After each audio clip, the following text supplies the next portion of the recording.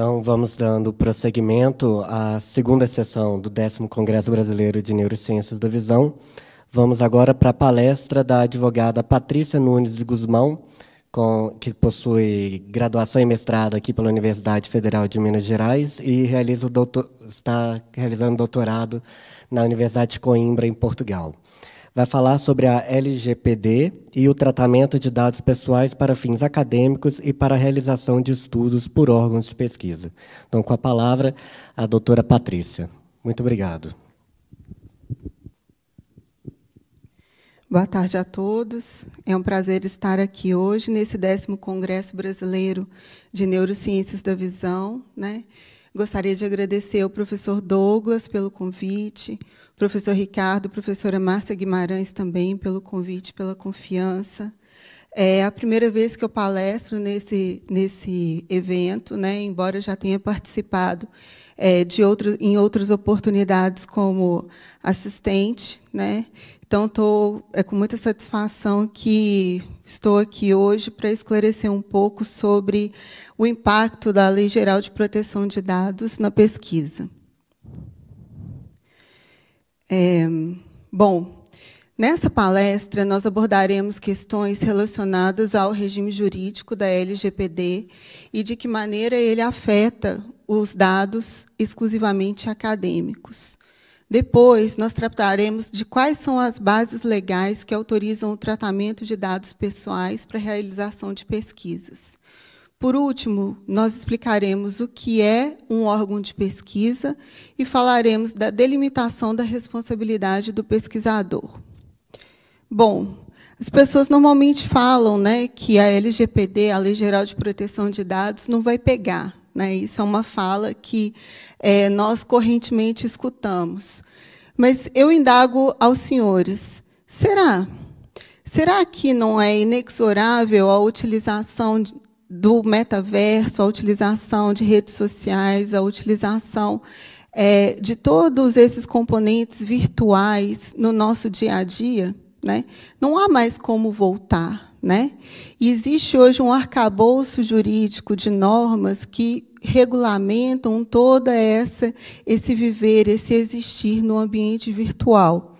Nós temos o Marco Civil da Internet, que trabalha as questões relativas ao uso da internet. Temos a Lei de Acesso à Informação, que é aquela que trata sobre o acesso à informação em órgãos públicos, detida por órgãos públicos, e temos também, em complementação a isso, a Lei Geral de Proteção de Dados. Então, o Brasil já vem se preparando desde 2014 para normatizar esse sistema, esse ambiente virtual, e não há mais como voltar. E é interessante porque a Lei Geral de Proteção de Dados ela foi promulgada em 2018. Mas, em razão das necessidades de adequação de todos os agentes que tratam de dados, nós tivemos aí 2 anos antes da sua entrada em vigor.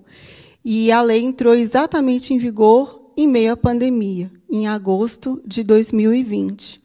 Então, um fato curioso, eu estava muito preocupada com um cliente que nós tínhamos lá no escritório, que era um hotel, porque o hotel ele tem a questão de dados de pessoas maiores, dados de crianças e adolescentes envolvidas, esses dados tramitam na recepção, tramitam no financeiro, nas reservas, enfim.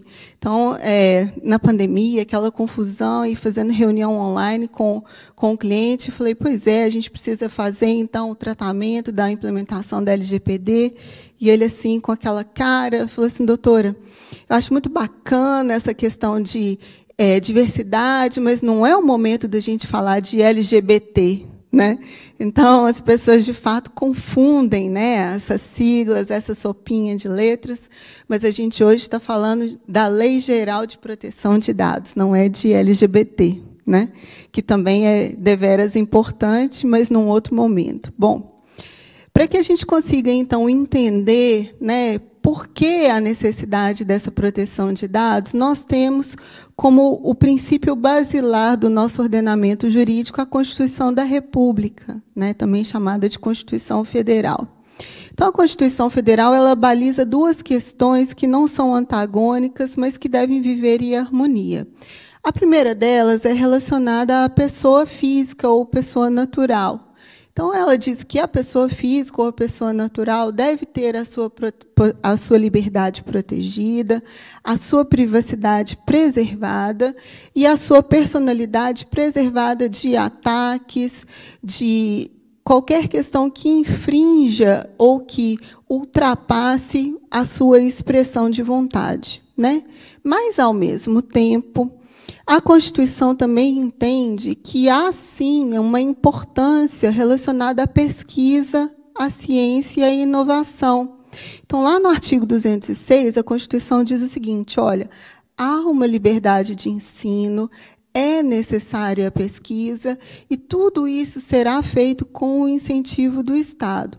Então, vejam que os princípios que hoje nós trataremos aqui estão, sim, lá na Constituição, né? E nós vamos ver como eles se harmonizam dentro da sistemática da LGPD.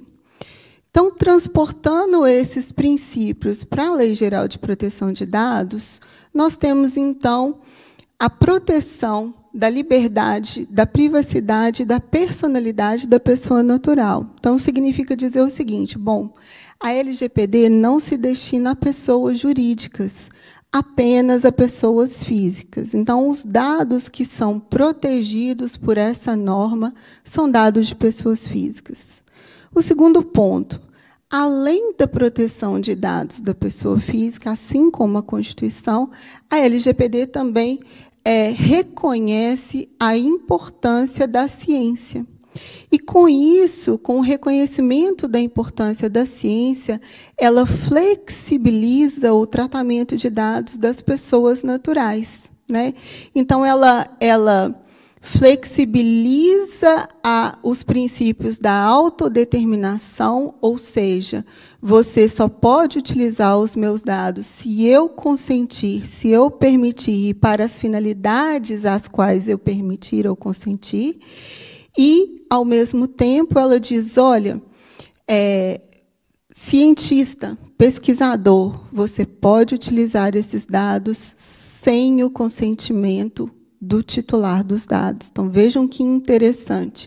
A lei faz uma excepcionalidade à sua regra geral, que é a autodeterminação informativa. Então, de fato, a ciência é, sim, reconhecidamente um ponto importante no desenvolvimento do país. Bom, antes de nós adentrarmos, né, na legislação, é necessário que tenhamos algumas definições bem fundamentadas. A primeira delas é a diferença do que é dado pessoal e do que é dado sensível. Dado pessoal é aquele dado que identifica a pessoa natural de uma forma objetiva, ou seja, pensa assim, um número, por exemplo, o CPF é um dado pessoal, um CNPJ, um número de carteira de identidade, um número de carteira de motorista. Então, assim como o CNPJ identifica, né, a pessoa jurídica, o CPF identifica a pessoa natural. E o nome completo também identifica a pessoa natural. Então, os dados objetivos são aqueles que são imutáveis, que não se alteram, né? Então, são os dados mais comuns de nos serem solicitados. Normalmente, quando nós fazemos algum tipo de cadastro ou algum tipo de registro em alguma instituição, os primeiros dados que nos são solicitados são os dados individuais. Mas os dados pessoais, perdão. Mas a lei também, ela trata do que se chama de dados sensíveis. Então, qual é a diferença do dado pessoal para o dado sensível? O dado sensível ele é classificado por meio de critérios subjetivos, ou seja, é um componente de várias situações subjetivas que apenas determinada pessoa contém. Por exemplo, qual é a religião conjugada com a origem racial, conjugada com a sua com o seu gene, com a sua opção sexual, né? Então, todas essas situações que te diferenciam de outro indivíduo, mas que são relacionadas ao seu subjetivo, são chamadas de dados sensíveis. Então, a proteção aos dados sensíveis, inclusive, quando identificada com o seu titular, ela é ainda maior, mais rigorosa do que o dado pessoal, né? Então, nós sabemos muitas vezes que nós, pesquisadores, precisamos ir muito além de um dado pessoal, né? De um dado ali puramente demográfico. Nós precisamos trabalhar, por exemplo, em pesquisas relacionadas a DST, nós temos que trabalhar comportamento sexual, atividade sexual, critérios genéticos, origem racial, né? Então, os dados sensíveis, eles são, sim, muitas das vezes, imprescindíveis para o desenvolvimento da pesquisa, né? Então, nós precisamos ter em mente a sensibilidade desses dados quando nós estivermos utilizando. Depois, uma outra questão muito relacionada ao tratamento de dados e à pesquisa é essa expressão, até difícil de dizer, anonimizado, né? Ou seja, o dado anônimo, que se torna anônimo. E o que é isso? O dado anonimizado é aquele dado em que o titular não pode ser identificado, né? Então, o que se precisa fazer? Então, eu tenho que dizer assim, olha, numa população de 100 mil pessoas, de 100 mil indivíduos, 50% eram do sexo feminino, 50% do sexo masculino, né? Então, a gente vai tratando esses dados de uma forma a não identificar o seu titular, né? Isso é muito importante, porque nós veremos lá na frente que, embora a LGPD ela tenha derrogado parcialmente algumas obrigações, em outros pontos, ela diz, olha, você pode utilizar esses dados desde que seja de forma anônima. Então, tenham isso em mente, dados pessoais, dados sensíveis, possibilita a sua utilização em pesquisa, desde que eles sejam anonimizados. Bom, e, por fim, é preciso que nós saibamos também o que significa tratar um dado. Quem trata um dado é aquela pessoa que faz a coleta, a produção, a classificação, o armazenamento, a reprodução, o processamento, enfim, que faz todo o movimento ali necessário com o dado, a fim de obter o resultado com a pesquisa, né? Então, aqui na nossa situação, né, fática colocada, quem é que trata os dados? Quem trata os dados é o órgão de pesquisa, certo? Nessa configuração de titular, pessoa natural e tratamento de dados, o responsável pelo tratamento de dados é o órgão de pesquisa, que se personifica no pesquisador. Muito bem. Feitos esses esclarecimentos iniciais, então, vamos verificar na norma, né, na LGPD, quais são ali os artigos que constituem o regime jurídico especial, e eu digo especial porque ele é excepcional, né, do tratamento de dados pessoais para fins acadêmicos. É importante dizer que a norma ela tem mais de 60 artigos, então, nós fizemos essa opção por tratar aqui quais são os artigos que constituem esse regime jurídico para que seja fácil que os senhores façam essa consulta posteriormente, né? Não percam aí tempo precioso buscando onde que estariam aí esses conceitos a serem utilizados. Muito bem. O primeiro ponto importante para o trabalho do pesquisador é o artigo 2º da norma, porque o artigo 2º diz o seguinte, olha, os dados eles têm que ser tratados e considerados os seguintes princípios, né? O princípio da liberdade de expressão, o princípio da informação, da comunicação e da opinião. E ele objetiva, esse tratamento de dados precisa ter como objetivo o desenvolvimento econômico e tecnológico com inovação. Então, esse objetivo de pesquisa, ele tem que estar permeado pelos princípios ali inseridos no artigo 2º. Por quê? Porque quando a lei vem no artigo 4º, ela diz assim, olha, esta lei é excepcionalmente não aplicada, certo?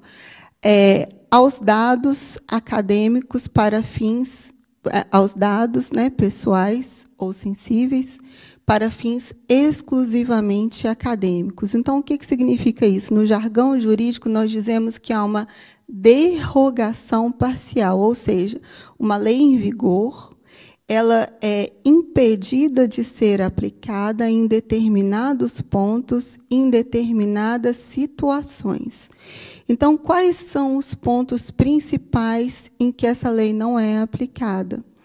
Principalmente no que tange ao consentimento do titular dos dados. Então, o pesquisador, né, dado a esse tratamento diferenciado que é dado lá desde a Constituição, que entende-se que a ciência é, sim, uma mola importante no desenvolvimento do país, o pesquisador ele pode utilizar-se de dados de titulares que não consentiram diretamente para essa utilização, certo? Mas essa pesquisa não pode ser uma pesquisa farmacêutica, não pode ser uma pesquisa com fins lucrativos. Ela deve ser uma pesquisa exclusivamente acadêmica. E aí nós temos um princípio no direito que diz: quando há uma excepcionalidade explícita, ou seja, quando o legislador quis excepcionar a norma, não cabe uma interpretação abrangente. Então, aqui, nós precisamos utilizar uma interpretação literal. Significa dizer que apenas pesquisas acadêmicas, a apenas pesquisas acadêmicas não se aplica a norma. Esse é o que está lá no artigo 4º. E o artigo 4º diz o seguinte: o que não se aplica? Não se aplica o que está no artigo 7º e no 11º. Em que sentido? Não se aplica, então, como eu disse, a necessidade de consentimento do titular para a utilização de dados pessoais e sensíveis. E, sempre que possível, nessa pesquisa, esses dados devem ser anonimizados, né? Uma outra questão importante é que, além de utilizar esses dados sem a necessidade do consentimento do titular, o órgão de pesquisa responsável pelo tratamento de dados, ele pode conservar e manter esses dados. Inclusive, ele pode se recusar a descartar o dado. Então, isso também é uma situação altamente excepcional dentro da LGPD, porque a conservação, a manutenção e até mesmo a negativa de descarte desse dado é dada em caráter excepcionalíssimo ao órgão de pesquisa. Então, deve ser também observado o artigo 16 nessa situação de autorização e conservação. Outra questão de relevo. No artigo 13, uma normativa específica para quando nós estivermos nos estudos acadêmicos em área de saúde pública. Então, por se tratar, né, de um congresso desse tema, de saúde, não saúde pública, mas de saúde, então, eu trouxe aqui ao conhecimento dos senhores também a importância do artigo 13 no que tange ao acesso de dados dos órgãos de pesquisa, não a dados individuais dos titulares, mas aos próprios bancos de dados. Então, a importância para a elaboração de políticas em saúde ela é tão grande que os órgãos de pesquisa podem ter acesso a outros bancos de dados também sem a necessidade de consentimento dos titulares. Então, por exemplo, na elaboração de uma determinada pesquisa no município X, eu posso solicitar dados do IBGE, posso solicitar dados do IPEA, né? Qualquer banco de pesquisa, qualquer banco, né, que contenha dados pessoais, pode, sim, compartilhar esse dado com o órgão de pesquisa com a especificidade para que se relacione a estudos de saúde pública. Então, essas 5 normas aqui, né, que nós trouxemos, constituem o regime jurídico especial para tratamento de dados pessoais, né? Então, quando os senhores estiverem ou elaborando regras, né, nos órgãos de pesquisa ou trabalhando com o grupo de pesquisa, é importante que os senhores verifiquem aí esses artigos que nós elencamos nesse momento. Bom, especificamente, né, assim, qual é a base para a autorização desse tratamento de dados pessoais para a realização das pesquisas? E aí, colocando uma lupa lá no artigo 4º, né? Vejam o que eu disse da derrogação, vejam a dicção da norma. Essa lei não se aplica, né, derroga, não se aplica ao tratamento de dados pessoais quando a pesquisa for para fins acadêmicos, sendo que aplica-se as hipóteses do artigo 7º e do artigo 11º. Diz lá o artigo 7º. O tratamento de dados pessoais somente poderá ser realizado nas seguintes hipóteses: sem o consentimento do titular, tá, gente? Então, sem o consentimento do titular, para a realização de estudos por órgão de pesquisa. Então, vejam, número 1, não pode ser um estudo de uma pessoa física, tá? Necessariamente de um órgão de pesquisa. Número 2, garantida a anonimização das pessoas sempre que possível. Então, essas são as 2 condicionantes. Da mesma forma, o artigo 11º trata das condicionantes dos dados sensíveis, que são também as mesmas. Realização de estudos por órgão de pesquisa, garantida sempre que possível a anonimização dos dados sensíveis. Então, qual é a regra? A regra é: há uma excepcionalidade no consentimento, desde que o estudo seja exclusivamente acadêmico, sem flexibilizar esse ponto, e que o estudo seja realizado por um órgão de pesquisa. Não pode ser por uma pessoa física, não pode ser por uma pessoa jurídica de direito privado com fins lucrativos. Nós veremos isso a seguir. Muito bem. Então, o que é um órgão de pesquisa? Né? Como eu disse, o órgão de pesquisa obrigatoriamente é uma pessoa jurídica. E essa definição lá está lá no inciso, se não me engano, 18º do artigo 5º. Tá? Então, o que diz o inciso 18º do artigo 5º da LGPD? Ele diz o seguinte: olha, o órgão de pesquisa obrigatoriamente é uma pessoa jurídica da administração pública, direta ou indireta. Então, como exemplo, uma pessoa jurídica de direito público da administração direta seria o Ministério da Saúde, né? Faz parte ali diretamente do Poder Executivo. E da administração indireta seriam, por exemplo, as autarquias, as fundações. Então, o IBGE é uma pessoa jurídica de direito público da administração indireta, né? É uma autarquia. E também a lei possibilita que pessoas jurídicas de direito privado sejam consideradas órgãos de pesquisa, com a condicionante de que sejam sem fins lucrativos. Por quê? Houve um debate muito grande, principalmente no Senado Federal, sobre a utilização desses dados para fins de pesquisas não acadêmicas, né? Como eu disse, pesquisas aí com fins de indústria farmacêutica ou mesmo de planos de saúde, né? Outros tipos de pesquisas que não acadêmicas. E incluir, né, ou a pessoa jurídica com fins lucrativos, ou incluir a pessoa natural nessas excepcionalidades, traria uma insegurança muito grande ao titular do dado, né? Então, houve essa discussão no Senado, quando da elaboração da norma, e seguiu-se o que está disposto lá na Diretiva Europeia de Tratamento de Dados, né, a vedação a esse consentimento excepcional, ou seja, as pessoas jurídicas, né, com fins lucrativos e a pessoa natural não têm essa excepcionalidade que a lei prevê, né?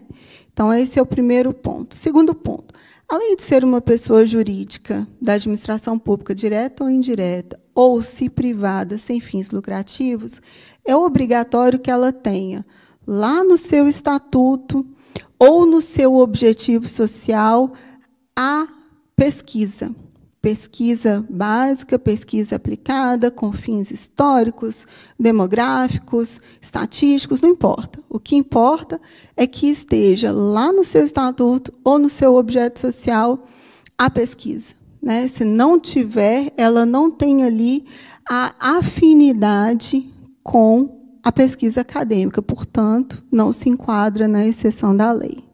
E, por fim, o órgão de pesquisa, obrigatoriamente, ele deve ser criado, sediado e ter foro no Brasil. Então, ele deve ser uma entidade brasileira.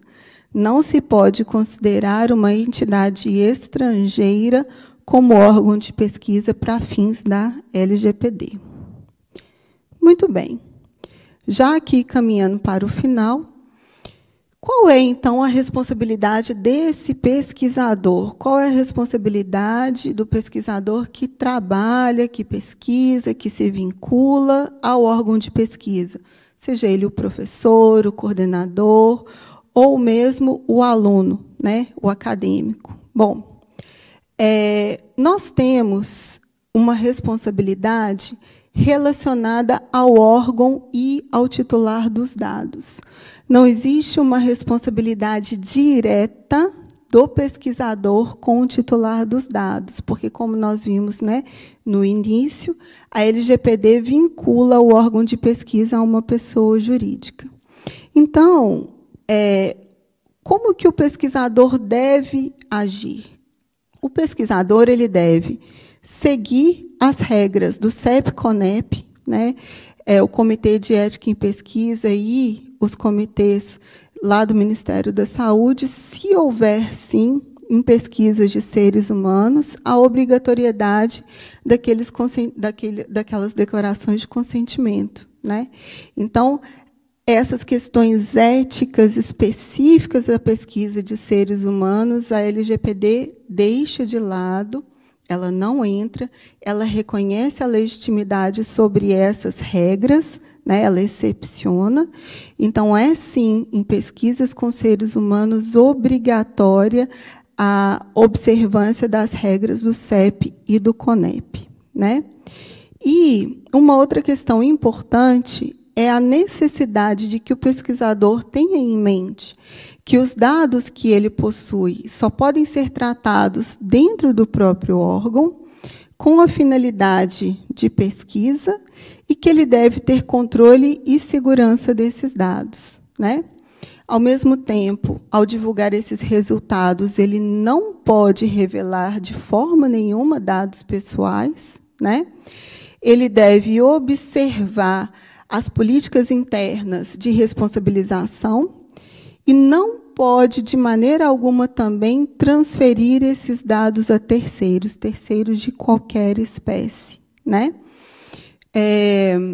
E uma questão importante é que todos os órgãos de pesquisa devem ter regras internas para normatizar toda essa situação, porque a responsabilidade que a ANPD, né, que a Agência Nacional de Proteção de Dados, dá a essa exceção, ela se trata diretamente com o órgão de pesquisa. Então, os prepostos, né, que são os pesquisadores, eles precisam ser responsabilizados internamente, porque, no âmbito da normativa, quem é responsabilizado é o órgão. Muito bem.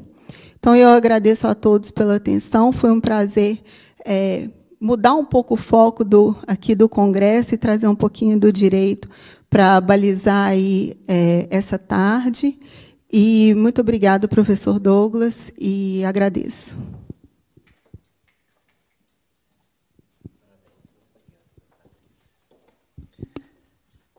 Então, muito obrigado, doutora Patrícia, agradeço pela sua excelente palestra, foi uma excelente contribuição, mudando essa perspectiva do Congresso de Neurociências da Visão e colocando na prática as leis que regem a nossa prática da pesquisa. Muito obrigado.